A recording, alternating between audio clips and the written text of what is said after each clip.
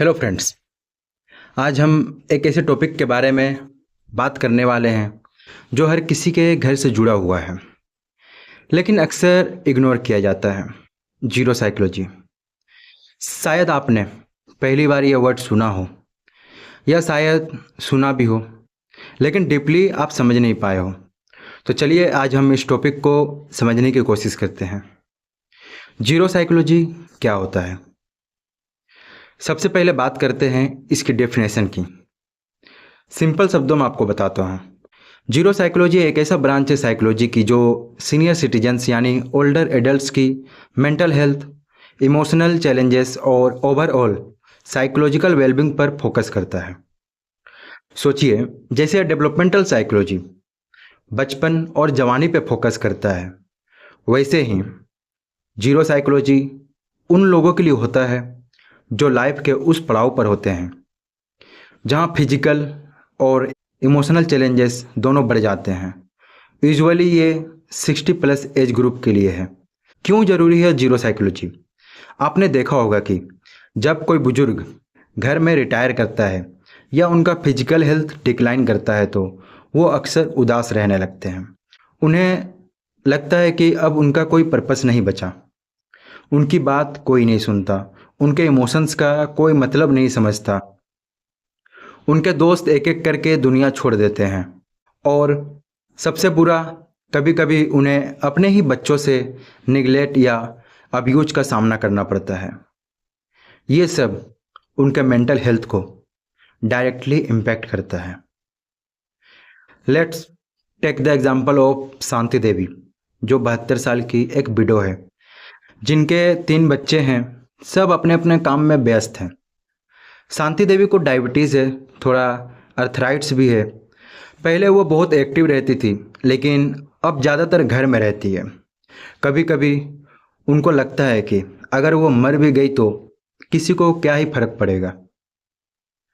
ये thoughts depression का strong symptoms है।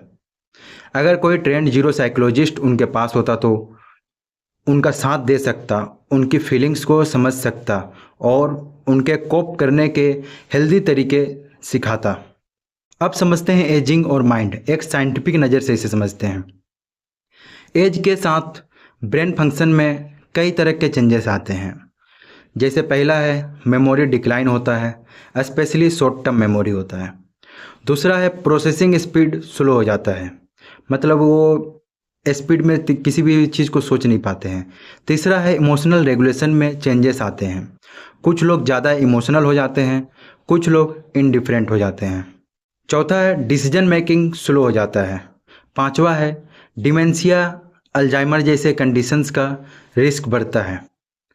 लेकिन सब बुजुर्ग ऐसे नहीं होते। कुछ लोगों का कॉग्निशन काफ़ी हेल्दी रहता है। जीरो साइकोलॉजी यह समझने में मदद करता है कि किस तरह इंडिविजुअल्स के साथ क्या चेंजेस हो रहे हैं और उनके हिसाब से उनका मेंटल केयर प्लान डिजाइन किया जाए। जीरो साइकोलॉजिस्ट का रोल। जीरो साइकोलॉजिस्ट क्या करते हैं, अब ये समझते हैं। पहला उनका काम है असेसमेंट करना बुजुर्ग के मेंटल हेल्थ का, जैसे डिप्रेशन, एंजाइटी, मेमोरी इश्यूज पर। दूसरा है उनका कॉग्निटिव टेस्टिंग करना है, डिमेंशिया डायग्नोस करने के लिए। तीसरा, फैमिली को काउंसलिंग देना है कि वो कैसे अपने बुजुर्गों का ख्याल रख सकते हैं।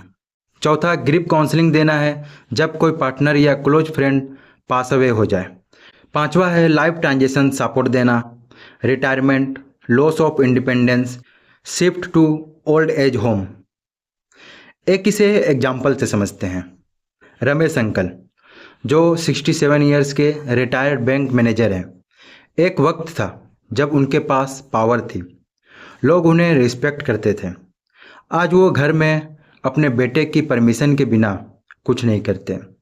उन्हें लगता है उनकी आइडेंटिटी गायब हो गई है। वो छोटी बातों पे गुस्सा हो जाते हैं, कभी कभी रोते भी हैं।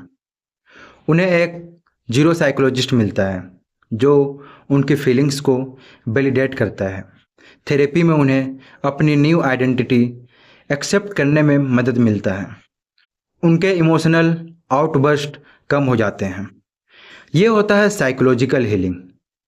अब आते हैं major psychological challenges in old age. पहला है लोनलीनेस, मतलब अकेलापन, सबसे बड़ा साइकोलॉजिकल इशू। दोस्त कम हो जाते हैं, फैमिली बिजी होती है। दूसरा है डिप्रेशन, फिजिकल इलनेस, आइसोलेशन और पर्पस की कमी के कारण ये होती है। तीसरा है anxiety, health fear, financial insecurity या डेथ का डर हो जाता है। चौथा है dementia and Alzheimer's, memory loss और कन्फ्यूजन और पर्सनैलिटी चेंजेस होते हैं। पांचवा है एल्डर अब्यूज, इमोशनल, फाइनेंशियल और even physical abuse from care givers या फैमिली से। छठा है लॉस ऑफ एटोनॉमी, जब उन्हें अपना डिसीजन मेकिंग कंट्रोल छोड़ना पड़ता है। अब आते हैं कल्चरल एस्पेक्ट्स पर। इंडिया में बुजुर्गों की सिचुएशन क्या है। इंडियन कल्चर में बुजुर्गों की इज्जत मिलती है, लेकिन सिर्फ थ्योरी में। रियलिटी में कई लोग अपने पेरेंट्स को ओल्ड एज होम्स में भेजने लगते हैं या उनकी इमोशनल नीड्स को इग्नोर करते हैं। जॉइंट फैमिली सिस्टम जो था अब टूट चुका है। न्यूक्लियर फैमिली में बुजुर्ग अकेला महसूस करते हैं। जीरो साइकोलॉजी प्लस फैमिली मतलब बेस्ट रिजल्ट होता है। जब जीरो साइकोलॉजिस्ट फैमिली के साथ काम करता है तो रिजल्ट बेस्ट होता है। जैसे पहला है कम्युनिकेशन इम्प्रूव होता है। दूसरा फैमिली डायनामिक्स बेटर होते हैं। तीसरा बुजुर्ग को फील होता है कि वो सुने जा रहे हैं। चौथा उनकी डिग्निटी प्रिजर्व होती है। एक इसे रियल एग्जाम्पल से समझते हैं। कमला नानी 80 साल की, जिनकी याददाश्त कमज़ोर हो गई है। उनकी बेटी उन पे गुस्सा करती थी क्योंकि वो बार बार एक ही सवाल पूछती थी। जब उन्हें डिमेंशिया डायग्नोस हुआ और बेटी ने एक जीरो साइकोलॉजिस्ट से ट्रेनिंग ली, तब उसे समझ आया कि नानी अब जानबूझकर नहीं पूछ रही थी, उनका ब्रेन जेन्युइनली हेल्प मांग रहा था। आज उनका बॉन्ड स्ट्रोंग हो गया है। ये कैसे हुआ? ये जीरो साइकोलॉजिस्ट के सपोर्ट से हुआ। अब इसका सॉल्यूशन एंड इंटरवेंशन को समझते हैं। पहला है counselling and therapy, cognitive behavioural therapy, जिसको सीबीटी शॉर्ट फॉर्म में कहते हैं, ग्रिप थेरेपी। दूसरा है मेमोरी एक्सरसाइज, गेम, पजल्स और रूटीन क्रिएशंस। तीसरा है ग्रुप थेरेपी, जहां वो अपने जैसे लोगों से मिलते हैं। चौथा है फिजिकल एक्टिविटीज़, वॉक या लाइट योगा। पांचवा है क्रिएटिव एक्टिविटीज़ जैसे पेंटिंग, स्टोरी टेलिंग, सिंगिंग। छठा है केयर गिवर्स एजुकेशन, फैमिली को ट्रेन करना। ये 6 पॉइंट्स बहुत ज़रूरी हैं, तब जाके एक बुज़ुर्ग को अच्छा केयर मिलता है। अब आते हैं टेक्नोलॉजी के रोल पर। आजकल एआई, रोबोट्स और वर्चुअल असिस्टेंट्स बुज़ुर्गों की हेल्प करने लगे हैं, पर उन्हें ह्यूमन कनेक्शन की ज़रूरत होती है। जीरो साइकोलॉजी इस बैलेंस को समझने में मदद करती है। अब आते हैं मोस्ट इम्पोर्टेंट थिंग्स पर। Future of gero psychology in India. As our population ages, gero psychologist की डिमांड बढ़ने वाली है। हर हॉस्पिटल में एक जीरो साइकोलॉजिस्ट होना चाहिए। गवर्नमेंट स्कीम में मेंटल हेल्थ का फोकस होना चाहिए। यंग साइकोलॉजिस्ट को इस फील्ड में स्पेशलाइज करना चाहिए। एक रियल लाइफ एग्जांपल से समझते हैं। विडोवुड और मेंटल हेल्थ। मीरा आंटी 75 साल की, अपने पति के गुजर जाने के बाद पूरी तरह से अकेली पड़ गई थी। 45 साल की शादी के बाद एक दिन में सब कुछ खत्म लग रहा था। हर चीज़ में उन्हें अपने हस्बैंड की याद आती थी। चाय, टीवी शोज, मंदिर जाना। उन्होंने खाना पीना छोड़ दिया और स्लोली उनका वेट भी कम होने लग गया। एक जीरो साइकोलॉजिस्ट ने उनका केस लिया। पहले उन्हें अपने ग्रीफ को एक्सप्रेस करने का स्पेस दिया गया। फिर उनका एक ग्रीफ सपोर्ट ग्रुप में रजिस्ट्रेशन करवाया गया। वहाँ उनकी मुलाकात कुछ और विडो से हुई जिन्होंने सिमिलर पेन फील किया था। अब मेरा आंटी एक एनजीओ में वॉलंटियर करती है और उनका कहना है, मैं उन औरतों के लिए जिंदा हूँ जो ये समझती हैं कि उनका ज़िंदगी से रिश्ता टूट गया है। अब आते हैं role of religion and spirituality. Old age में स्पिरिचुअलिटी एक स्ट्रॉन्ग कोपिंग मैकेनिज्म होता है। प्रेयर, भजन्स, मेडिटेशन, ये सब उन्हें पीस और पर्पस देते हैं। जीरो साइकोलॉजिस्ट अक्सर स्पिरिचुअल प्रैक्टिसेस को भी थेरेपी में इंक्लूड करते हैं।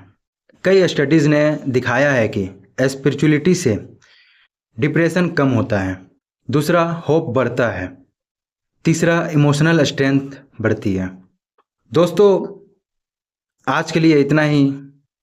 इस टॉपिक पर और भी वीडियो चाहिए, डीप में आपको इन्फॉर्मेशन चाहिए किसी भी तरह का, तो आप कमेंट सेक्शन में मुझे पूछ सकते हैं। आपके मन में कोई भी सवाल हो या आपको बुज़ुर्गों को समझने में प्रॉब्लम होती है, उनके इमोशंस को समझने में प्रॉब्लम होती है, उनके बिहेवियर्स में चेंजेस आते हैं, अगर उसके बारे में आप जानना चाहते हैं तो आप कमेंट सेक्शन में मुझसे पूछ सकते हैं। और आपको ये वीडियो कैसा लगा कमेंट सेक्शन में ज़रूर बताइएगा। ये काफ़ी इन्फॉर्मेटिव वीडियो था। तो दोस्तों, मिलते हैं एक नेक्स्ट वीडियो में एक नए टॉपिक के साथ। तब तक के लिए धन्यवाद।